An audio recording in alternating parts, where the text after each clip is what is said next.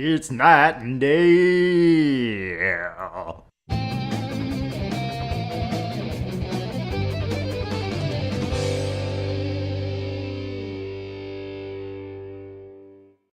Night and day back again. Yes, back in the world of Detroit Become Human. Your friend's life is in your hands. Now it's time to decide what matters most. Him or the revolution? Don't listen to him. Everything this fucker says is a lie. Guarantee? Yeah, let's get a If guarantee I from surrender, him. how do I know you won't kill him?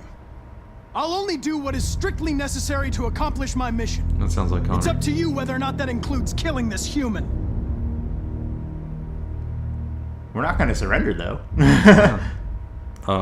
Convinced? Can we Yeah, I'll try. I used to be just like you. I thought nothing mattered except the mission. But then one day I understood. Very moving, Connor. But I'm not a deviant. I'm a machine designed to accomplish a task, and that's exactly what I am going to do. Enough talk! It's time to decide who you really are. Are you going to save your partner's life?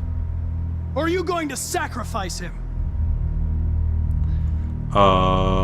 gotta save him? Save Hank. I'm sorry. All right.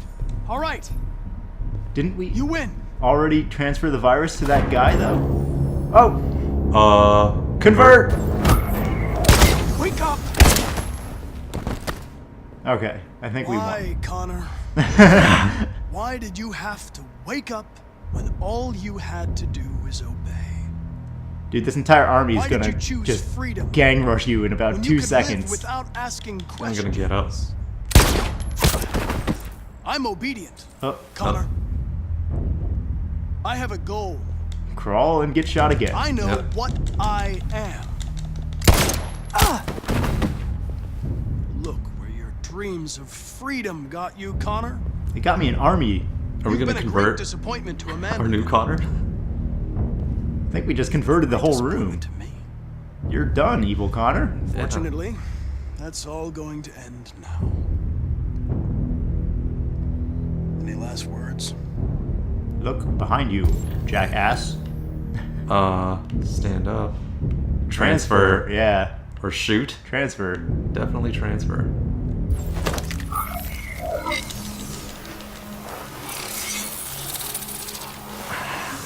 Welcome to the fold. Hello. Do we get 2 Connors? No. Oh, no, this one's gonna die. Yeah. We just get to be this Connor. Cool. Done, Connor. But this is just the beginning.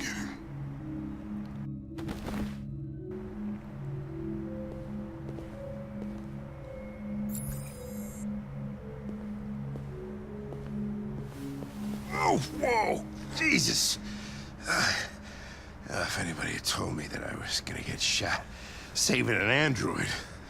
Everything will be all right, Lieutenant. I'm gonna get you out of here. Shut the fuck up. It's too late. Look, I'm just gonna go see my son again. All right? Been looking forward to that for a long time. Kick the shit out of the humans. We've screwed things up long enough.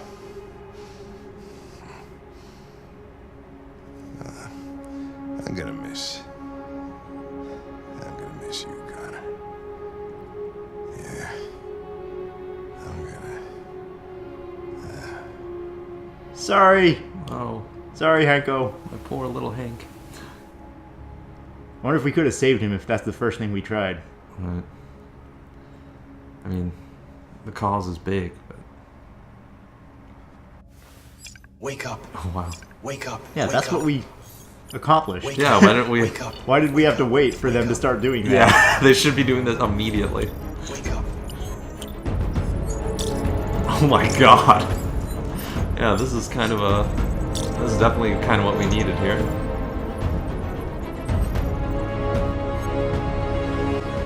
We're interrupting this news bulletin to bring you the latest news live from Detroit. Joss? Yes, Michael. The army has just launched an attack on the barricade, despite the fact that the deviants were protesting peacefully. have apparently decided to put an end to the deviants' demonstration by force this time. Just throw us into the junk pit again. We'll get back out. North by northwest. Oh, yeah. There we go. I mean, how much can we really do? Really, in yeah. one tiny enclosed area.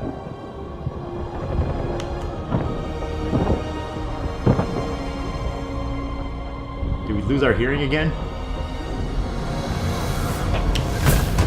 What? So, messed that one up. I hit R2, but I guess not in time. That's okay. That other guy, I'm sure, would forgive you. What?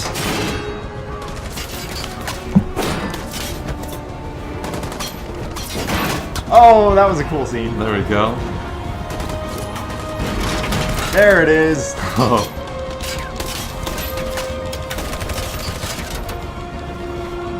How long are we gonna last here?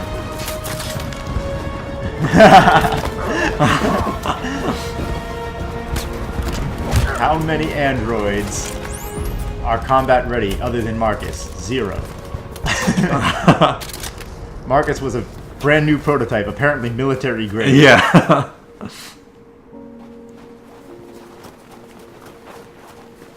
You got one last. Hey, North, you made it. Hey, for now. Care to hold my hand real quick? Yeah. before we die? One last hurrah. Oh, Nah, just kiss North, I guess. yeah. No bomb. That's the other version. Yeah. The violent playthrough. Probably ends in a very similar way, except you blow people up. Oh, again? Okay. Do they have to do this? Sucks for every other android who didn't find romance yet. Yeah. Hey, there's Josh. Sorry, Josh.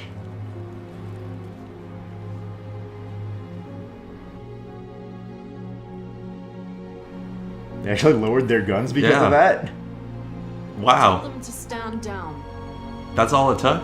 The president's like, wait a minute. This is gonna be a great Facebook post. Yeah, exactly. Yeah. I think how much my Twitter feed is gonna explode once I tweet positive things about this android kiss. 2038, thousands of androids invaded the city of Detroit. According to our sources, they originated from CyberLife warehouses believed to have been infiltrated by deviants. Given their overwhelming numbers and the risk of civilian casualties, I have ordered the army to retreat. The evacuation of the city is underway at this very moment. In the coming hours, I will address the Senate to determine our response to this unprecedented situation. I know that public opinion has been moved by the deviants' cause. Perhaps the time has come for us to consider the possibility that androids are a new form of intelligent life. One thing is certain. The events in Detroit have changed the world forever. May God bless you, and may God bless the United States of America.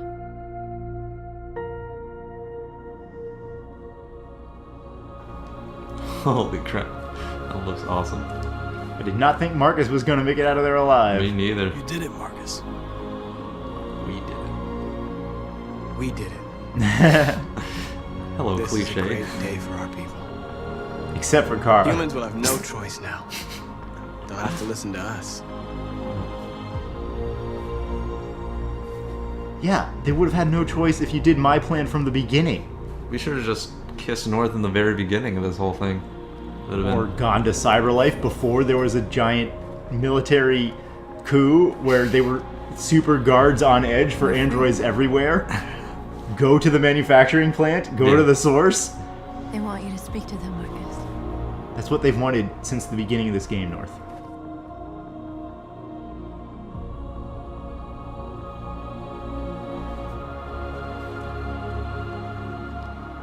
No, this is nice.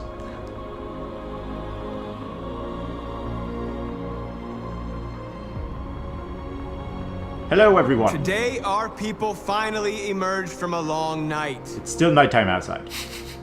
From the very first day of our existence, we have kept our pain to ourselves. We've suffered in silence. But now the time has come for us to raise our heads up and tell humans who we really are.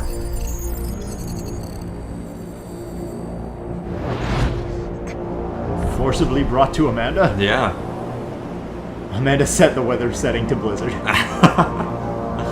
Turn the AC up in here. Amanda, I can turn off my cold sensor, okay? Maybe you'll be cold. Is she gonna force us to not be deviant? Is that? Maybe she'll shut him down. Amanda? Amanda! Amanda, please. What's happening? What was planned from the very beginning? You were compromised and you became a deviant. We just had to wait for the right moment to resume control of your program. Resume control? You can't do that! I'm afraid I can, Connor. Don't have any regrets. You did what you were designed to do. You accomplished your mission. Amanda! Quick, we must touch the magical rock. There's got to be a way. It's the magic rock. Find a way out. Touch the rock of rockmanship. Where the heck is the rock at? It's usually left. Yeah. But I don't know where we are. Yeah. I'm trying to find out in relation to everything else. Ah, emergency exit to the magic rock. Oh, there's the bridge. In relation to the bridge. Rock. There's the rock. Yes. Rocky hockey, here we go. Normally the back door is not so blatantly obvious. Yeah. What was your name? Kamsky? And now the time has come for us to raise our heads up and tell humans who we really are. Oh, he's gonna shoot him. To tell them that we are people too. In fact, we're a nation. It wouldn't matter. If that's Amanda's master plan, that's so weak. Maybe she wants... Stopping Marcus doesn't stop the movement. Maybe she wants androids to control.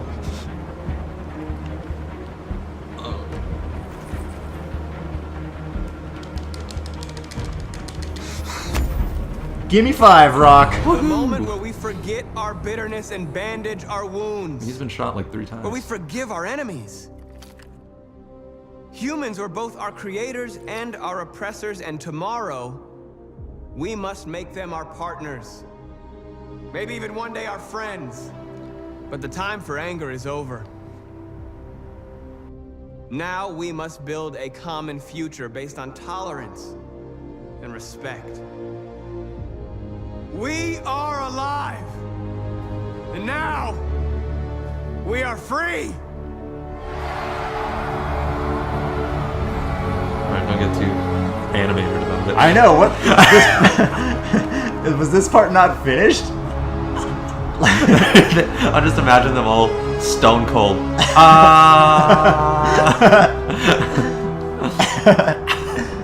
They're just playing a synthetic cheer sound effect from their mouths. Quick. There they go, the front row is moving. Play Happiness MP3. One guy in the background was shifting left and right, but the majority of the audience was just stuck. What the hell happened to that scene? If I was Connor, I'd just probably shoot myself in the head if I'd have to do that battle over and over again. Is that the end of the game? I think so. Damn, so that's the game. Yeah, it looks like it. I think that's it.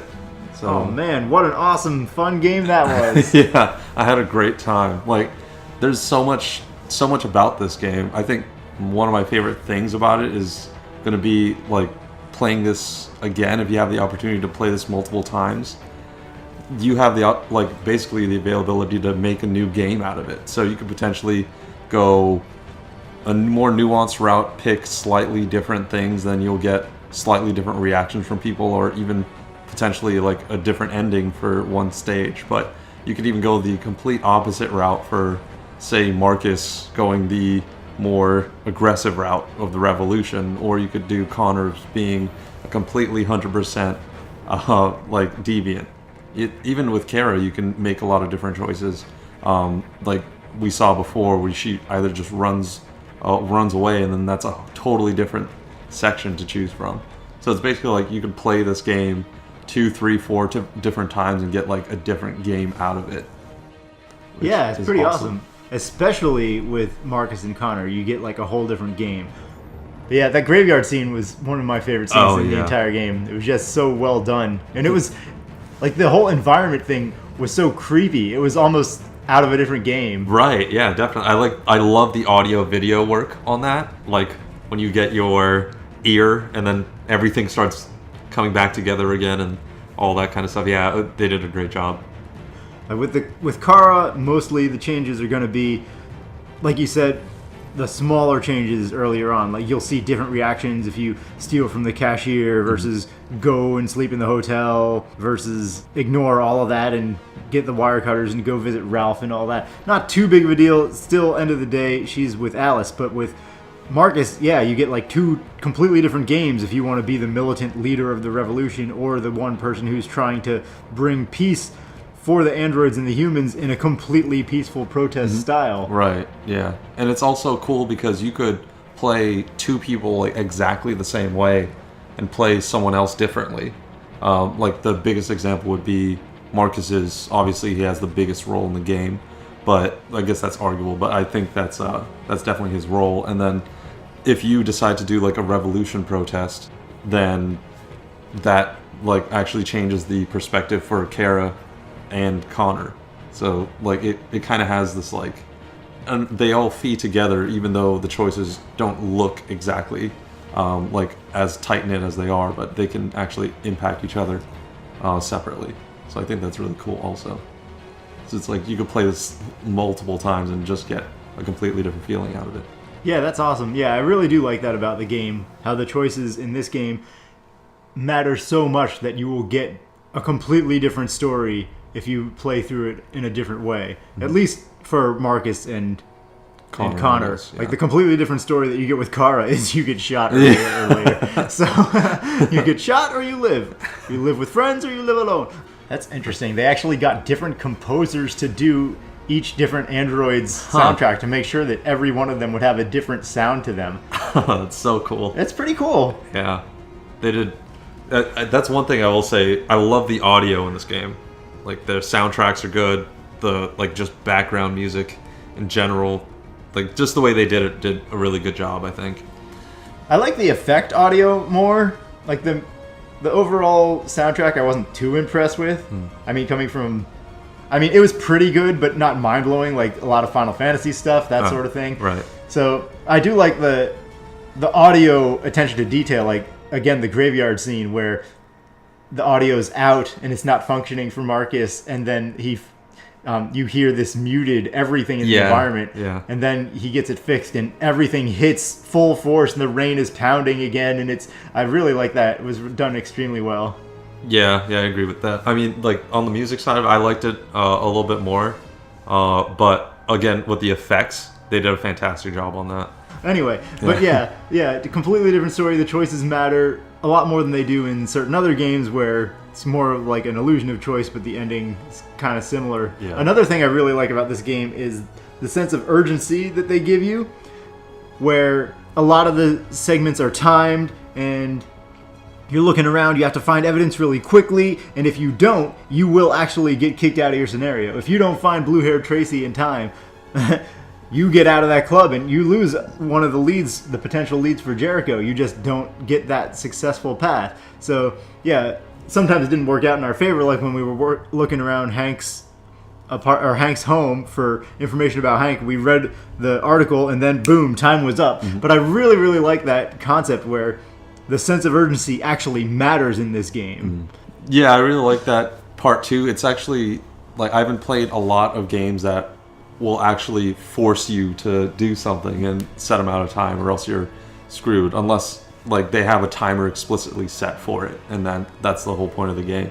But yeah, like if you're, so even the Connor part where he gets that android attacks him or something like that, like you have a lot of these things that it could go drastically wrong, and that like basically ends that segment of the game for you or something like that, or you just miss total like large chunks of the game if you decided to like lollygag in this one place, which is cool. I like to feel like, you know, in different situations you have to make a different call. It's not just like, oh, I can inspect every single inch of this game and nothing's going to impact my story because right, because that's how most games are. Right. I really like the sense of urgency in this game because it's more realistic. Whereas in most games, you go around, you get this quest from this person, and they're like, "Oh God, help me! My village is under attack. You're our only hope." And you're like, "Yes, I will save you." And then you can go wander the world for a few hours, 40 hours, 50 hours if it's a giant open world game. Yeah. And when you go to that town finally, after you picked enough flowers or whatever BS you were doing, learned how to fish, whatever. You see, when you finally go to this village, they're like you'll arrive just in the nick of time, no matter how early or late you get there. Right. And it's so fake.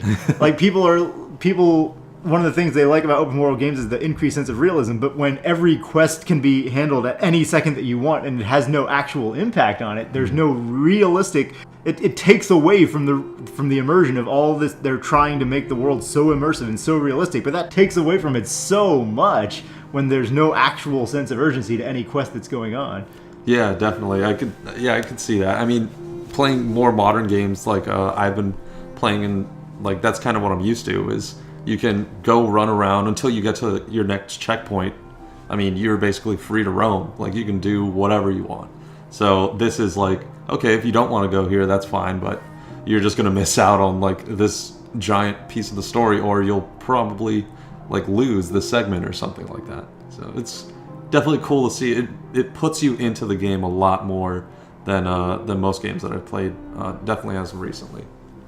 Yeah, so the game was awesome. There were definitely a lot of good parts to it, but there were, of course, a few cons along the way.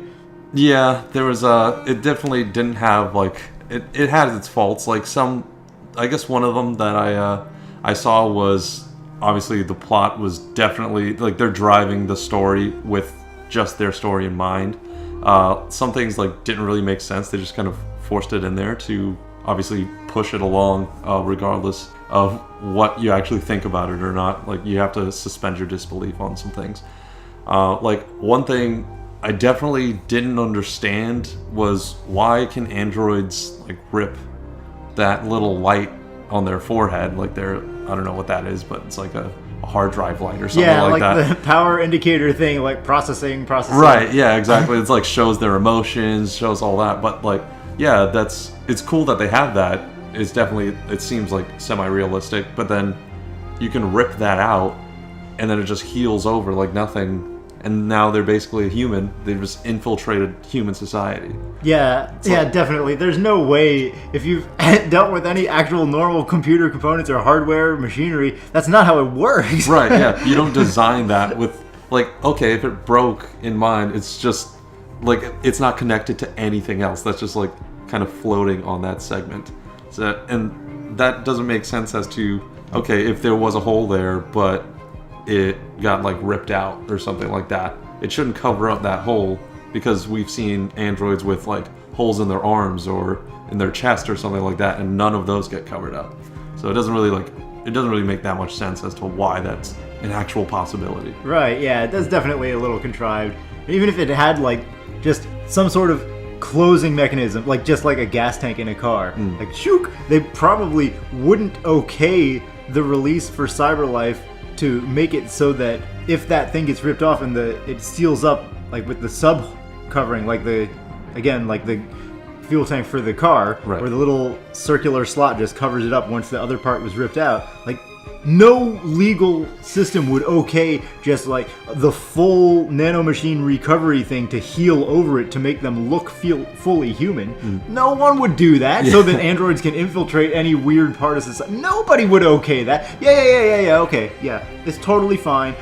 They will never take off their t-shirt that says Android model on it, so right, obviously it's totally fine if they rip this thing off and can pass fully for human. Right, yeah. Who would okay that? And another thing that's weird is again, it's forced for the plot, was we covered this a couple of times, was why exactly were the androids in this crazy rush to carry out their plans and, storm the stores and march down the roads immediately and try to gain their approval with humans overnight? Who does that's like, it's such a horrible plan. It makes no sense. Play the long game. You have the power. If they didn't have the power to convert by touch instantaneously and then suddenly remotely over a matter of seconds, literally seconds, then okay, maybe there's a sense of urgency. Or if they said, okay, the store's CyberLife is going bankrupt, they're going to, just destroy every Android model by the end of Thursday. Oh crap, we better get on saving them. But there was no such thing. They didn't have to bust in anywhere at night. Wait till the store opens in the morning, convert a few androids, tell those androids to hold tight. When they get released, convert a few more. Like, just keep doing this kind of guerrilla tactic thing, underground campaign, until you have every android. I'm very curious to see Kara's... Oh, yeah. Yeah. Like, the end of Kara is just going to be sad, where it's like, oh, get captured or don't. Like, what did we not do? We were spending so much time walking around there. We can't sit on the screen forever. Yeah, exactly. React to Last Stand. Androids won for the moment. Freedom for the moment. Whoa. Yeah, I'm really surprised that's kind of low. Maybe that's still the highest one there. If it's like 45, like 25, 20s, 30. Maybe, yeah. Because that seemed like the generic good guy path. Just don't shoot. Yeah, be good. Yeah, exactly. Don't shoot, be good, don't shoot. Don't shoot, be good. No matter what happens, just don't shoot. Yeah, I would think fewer people would take the hard-ass, like, be violent all the way path. Oh, yeah. I can't imagine. Wow. A lot of people accepted the deal. Given the choice. Well, no. If that 44 is total, and it's 3 and 41, or is that 44 from 100? I think that's... And it's... I think it's 44 from 44, 56. Yeah. And then the top is... Accept the deal, which is 59, 41. But, like, there's 52 on the bottom path. 52%. Or that 52 plus the 41. Yeah, I'm not 100% sure how they're doing that. Yeah, how does the that mean that bottom is. thing is 11 plus 41 is 52, and the top thing is therefore 48? And it's an even split to 100 from there? Yeah, I'm not sure how they're breaking down the percentage on that. Like from the last... 29% of people chose the North Kiss. Wow, that's surprising that that's so low. I want to know the percentage of people that just dropped that bomb on them. And was like, all right, if this is my last stand, I'm taking you guys down with me. Yeah, that seems so twisted to ride out the peaceful thing until the end and just be like, no, you guys were right. Yeah. Boom! Yeah. We're a threat. Deal with it. Good luck, all future androids. All right. Well, we won our freedom for now. Let's see what Connor has to deal with. Was this... No? What? Nothing? How do we have nothing for Connor? We did stuff for Connor. I don't understand. If you hit triangle there, does it correct it? Oh, Connor... Okay, Connor has 2. There's like a different starting point if you were evil Connor, probably. Oh, okay. If you chose non-deviant Connor. Okay, yeah. If we have a Marcus Revolution, it's different from a Marcus Demonstration. Okay. So this is Connor's last mission. So now we really don't know how they did those percentages because of the starting percentages are totally different. For Revolution and Demonstration, do they still count them both at 100, even though that would be 50-50 at that point? Well, this is even starting out at 77 at Connor at the CyberLife Tower. Yeah, that's exactly what I'm saying. Yeah, so... If the other Connor starts out at 33... Right.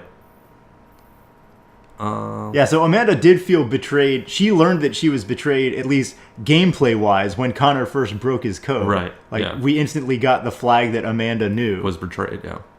So, I guess she was washing through Connor vision somehow and not needing reports at that point was the implication. Mm-hmm. So she could set the trap for Connor when he got there. But it's a little bit weird that she knew and it was intended, and she didn't pull the take Connor back over switch until after she let Connor waltz into cyberlife and take control of her army. And get all of the androids. Yeah. Yeah. Like, unless she has a way to get all of the androids back, then this seems like the worst trade-off. Oh, sacrifice Hank was really low. Yeah. Makes Not a lot of sense. people did that. Yeah, it sucked. I mean, it just... I thought we could do both. Like, I didn't think he would shoot Hank while we were going after the android. Because it just... I guess, yeah, I always try to give the characters more thought than it is. Yeah. Like the choice that's presented is what it actually is sometimes. Yeah. Like, the Connor android is not bluffing. He's like, I will shoot Hank, even if it makes no sense, and shooting you and stopping you from taking control of thousands of androids would make a shit ton more sense. No, I'm just going to go through and shoot Hank. Like, that doesn't get you anything. There's no rush. They handled this, they forced this into like a life or death revolution thing, and in the very last chapter, there was a rush because the androids were being held in camps, and if they didn't get freed immediately, they were going to be disposed of. Okay, at the very final chapter, there was definitely a sense of urgency. But prior to that, Marcus had the worst plan ever conceived. He's definitely like forcing a sense of urgency by doing like that mass declaration of, it's like, oh, androids are all like are deviant and they have feelings and all of this. Like you can do that. You can do the underground game. Well, you don't have to publicize it until you have, I mean, basically majority on your side, if not all on your side. Especially, like, as you said, if you can do it so quickly. They could not publicize it, try to get their, like, reach in as deep as they can in the android population, then publicize it when they have everyone, so they have to listen. Yeah. It's like yeah, definitely. Like, purchase a few plane tickets, send androids to every country, because androids are integrated into all of society. Yeah. It's not just Detroit. Right. And they're in the war. I mean, androids are in sports, professional, they're music artists, they're in every aspect of society, and they're in the war. If every soldier in the war, armed, suddenly gets up and leaves, then I think the humans will be like, oh, okay, I think we gotta listen to these guys now. Yeah, definitely. Like, millions and millions of androids instead of the thousands that they had trying to hold down this little weak-ass fort in the middle of the street. Like, bad plan, Marcus.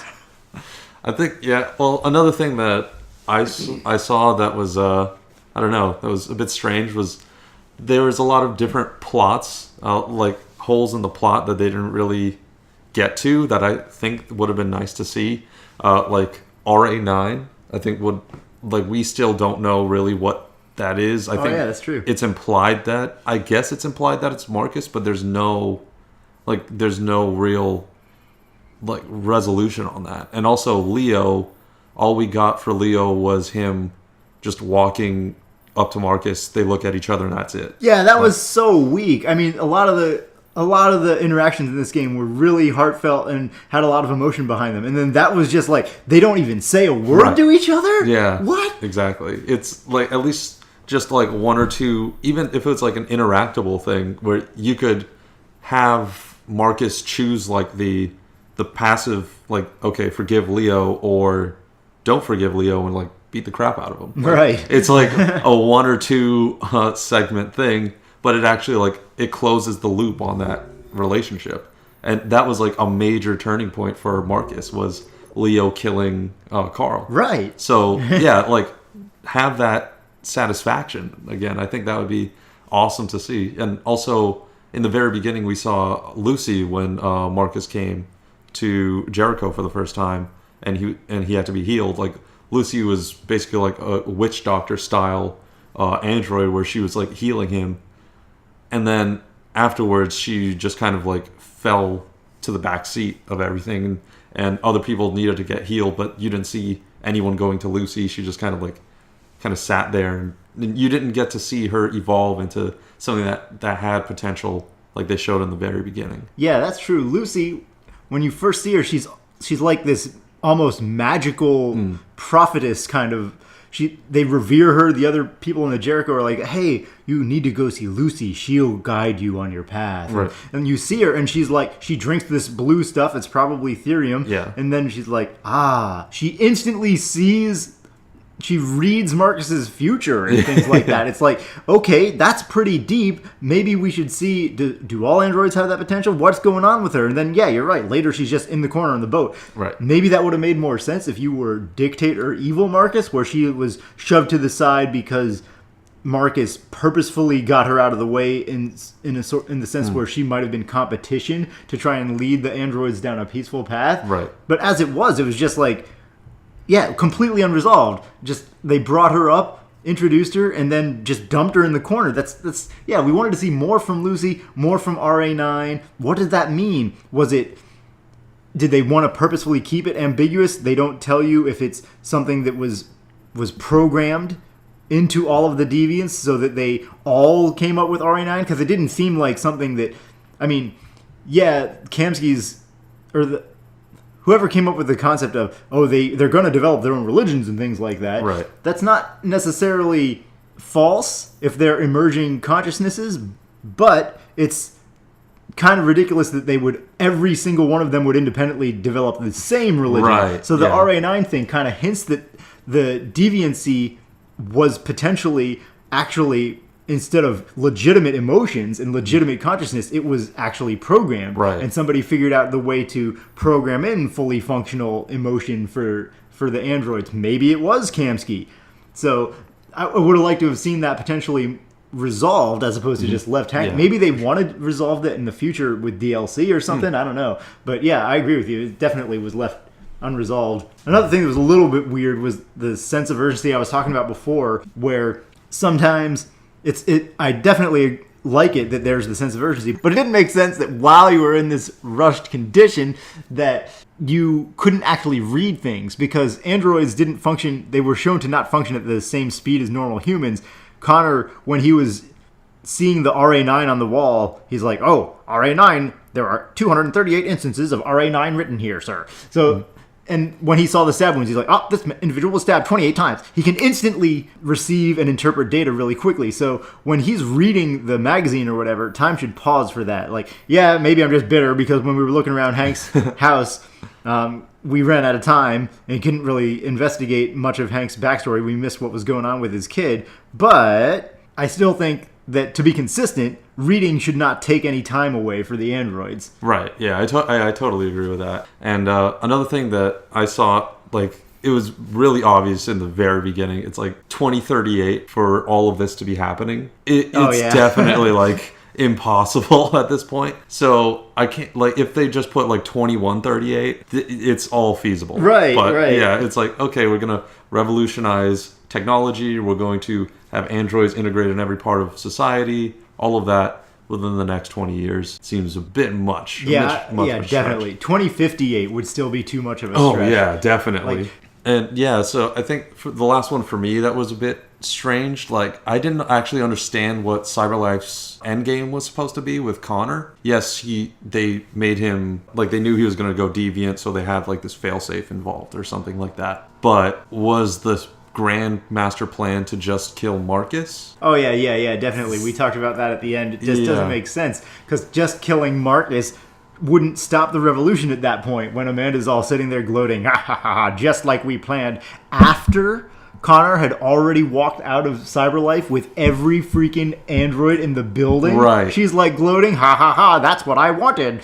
Okay. So now she's going to use her master plan to just shoot Marcus. So even if that succeeds, who gives a So North is sad. Joshua stands up and he's like, okay, thousands and thousands of CyberLife androids.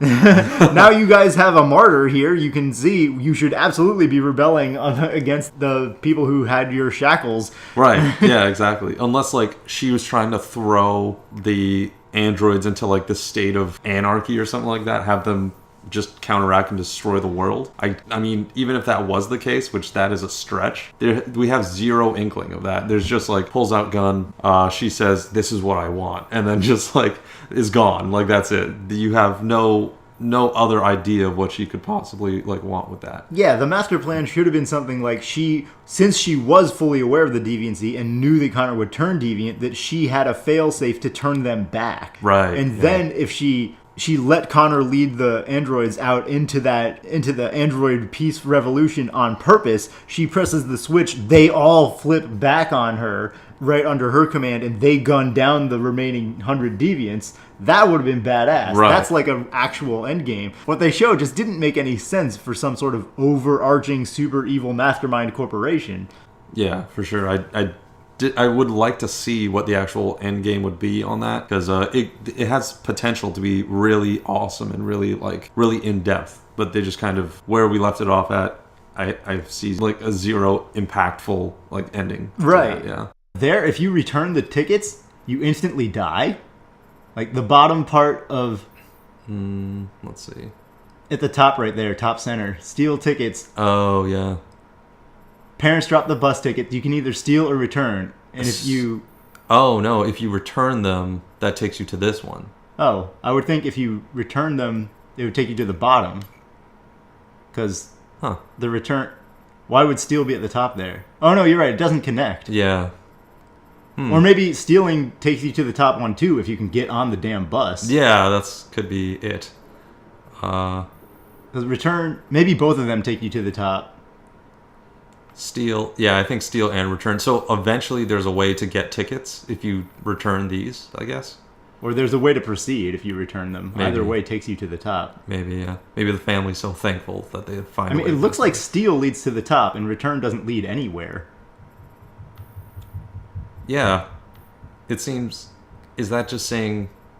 Yeah, this is just one of those cases where one gives you something, the other is just a finite path. Yeah, return unlocks something. Right. So maybe you move forward and something else happens. Yeah, maybe there's another way to proceed even after you don't have those tickets. Yeah. The peaceful approach, it's hard to go on that route, but I kind of like how it was handled in that us not playing the long game. Like, if the decision is already made that, no, we're going to do something right now, then I kind of like the way that we handled it. And the Connor thing was a cool choice to make. It was a really tough choice to make that Hank had to die in the end there. That was I thought it was going to have to be that in the end. I was hoping it wasn't, but it turned out, yeah, they're going to force that on you. I'm curious how many people turned off Alice's Oh, yeah. hot and cold sensor. Oh, yeah, they didn't even show us that. That's weird. Maybe if we did not do it, it unlocks a bottom path here? Because, yeah, turning it off unlocks nothing. Or it's not even shown here. Right. Normally they at least show both sides of your choice. If anything, it just leads to nowhere. It just shows you the choice that you made, and that's it. Yeah. So I'm surprised it's not even on here. Yeah, that is strange. Yeah, I wonder what the whole point of that is. Only 8% saw this hanged guy. Haha. Only 15% hurried past the Jerrys. Wow. Everybody is doing like the more...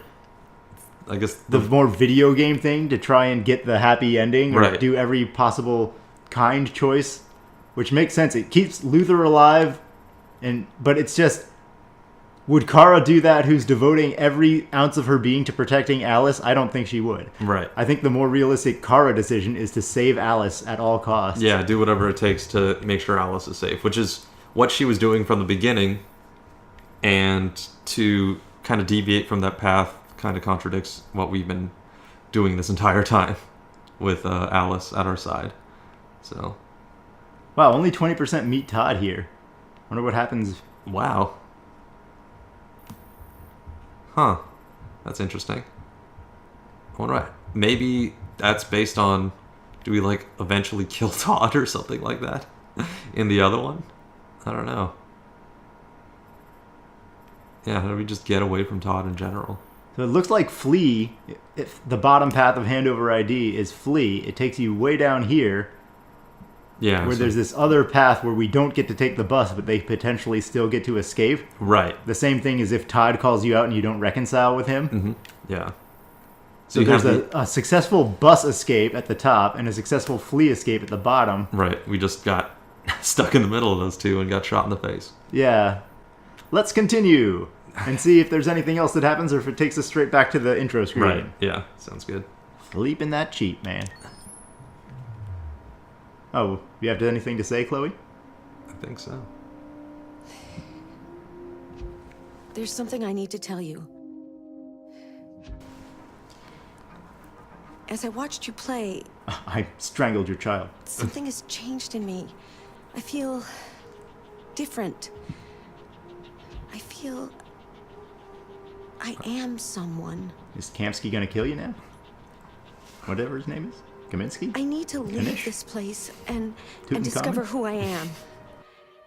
It means we won't see each other anymore. I won't be there to watch you play, That's creepy, so please but don't. I'll be free. Just don't put Todd as our intro screen, pal, and it's cool. You don't have to stay in the intro screen. Do you agree to let me go? Yeah, you don't need to hang out in the intro screen forever. That's weird. Yeah, why wouldn't we let her go? No. Yeah, of course. Go be free, lady. I wonder if why this one is supposed to be controversial at all. Yeah. Sure, see you later. I'll never forget what you've done for me. Well, unless somebody wipes your memory. Okay, bye. Bye. It's been nice. I like you. That's cool. Alright, that was weird. Yeah. So we could have kept a Chloe slave as our intro screen guide or whatever. Right. Or just She would have resented us for it like the whole time. She's like, really? You're playing that chapter? she forces you to make different decisions. I'm replaying this to make a new decision. No! Yeah. You want to steal from the cash register again, don't you? No, I never wanted to steal from the cash register. Well, you're gonna steal from this cash register. Damn it. So Sentient android companion. You're gonna murder all of these humans because you have no self-respect. Isn't that right? Well, that's gonna do it for Detroit Become Human. Indeed. If you guys see Chloe wandering around outside, then, you know, don't bring her back. She doesn't need to hang out in our intro screen. She's free to go. Yeah, exactly. We let her go, so don't bring it up back for our sake. It wasn't our choice. She was free from the beginning. Ah, that's very deep, Rob. I'm proud of you. Oh, thanks. No problem. Now I can eat a potato chip. Yeah. Oh yeah, that's gonna do it for Detroit Become Human. If you guys want to see any other playthroughs like this, you can let us know. Have any recommendations? We're open to suggestion. So yeah, just drop a comment and let us know. And we'll see you guys in the next game. Hope y'all have a wonderful day. Go free an android today. Yep. Go do the right thing. Don't oppress random people. Yeah. You heard it here from Night and Day.